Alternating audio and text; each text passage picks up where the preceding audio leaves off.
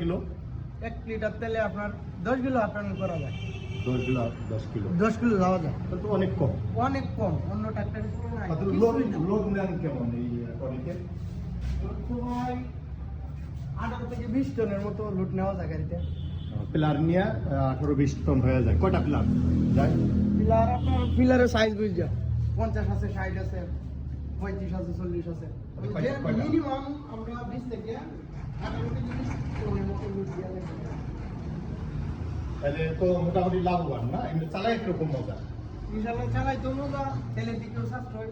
আর কোনো মনে করেন মাল ধরে কিনা করতে গিয়ে ইনশাআল্লাহ আশা করি লাভের দিকে আছে, লসের দিকে না।